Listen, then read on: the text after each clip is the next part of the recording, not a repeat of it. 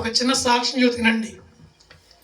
ఒంగోలు పట్టణంలో గత 20 సంవత్సరాల కిందట నేనే తీవ్రమైనటువంటి కడుపు నొప్పితో బాధపడుతూ, నేను కళ్ళు తాగేవాడిని, సరే తాగేవాడిని, సిగరెట్ తాగేవాడిని, మత్తుకు బానిసనే ఉన్నప్పుడు భయంకరమైన కడుపు నొప్పి 24 గంటల కడుపు నొప్పి పరిస్థితికి తీసుకెళ్ళింది. అది అంతా వయసు 25 సంవత్సరాలే.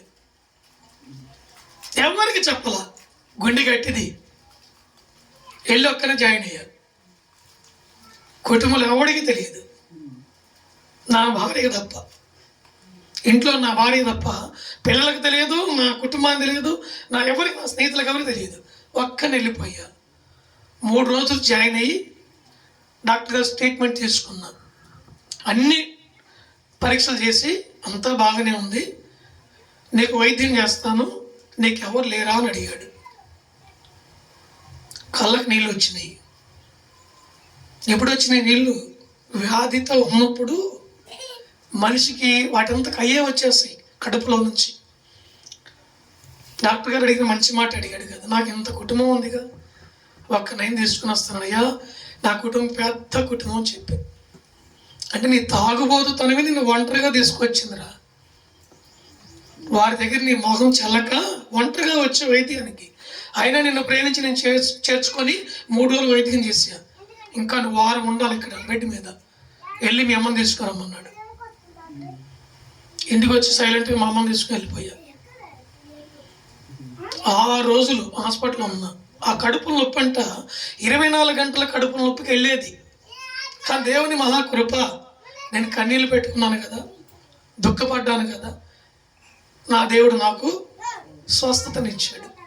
మళ్ళీ వైద్యం చేసి అతను పరీక్షలన్నీ చేసి ఈ కడుపులో నొప్పి నీకు తగ్గిపోయింది, ఇంటికి వెళ్ళిపోమన్నాడు. ఇంచుమించు 9 రోజులు 10 రోజులు ఉన్న హాస్పిటల్లో. వ్యాధితో ఉన్నప్పుడు ఆడపిల్లైన, మగపిల్లడైన, వృద్ధుడైనా, వాడు యవనస్తుడైనా ఖచ్చితంగా కన్నీళ్లు పెట్టాల్సిందే. ఆ కన్నీళ్లు పెట్టినప్పుడు నువ్వు ప్రార్థన చేసి దేవుని సహాయం అడిగితే ఖచ్చితంగా దేవుడు సహాయం నీకు ఇస్తాడు. దేవునికి మహిమ కలుగును గాక. హల్లెలూయా. నీ వ్యాధి నుంచి స్వస్థత, నీ రోగం నుంచి విడుదల, నీ పాకింత నుంచి విముక్తి దేవుడు చేయగల గొప్ప సమర్థుడని ఈ వాక్యాన్ని బట్టి నీవు తెలుసుకోవాలి.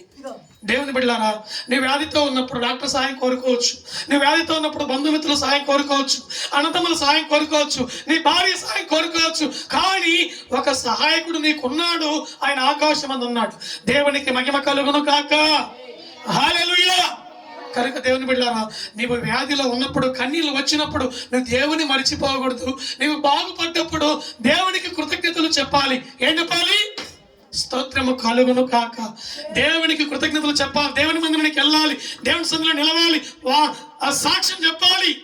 దేవుడు నాకు ఫలానా రోగం తగ్గించాడు, ఫలానా వ్యాధి తగ్గించాడు, దేవుడు నన్ను విడిపించాడు, స్వస్థపరిచాడు, మా ఆయనకి బాగు చేశాడు, నన్ను లేవనెత్తాడు.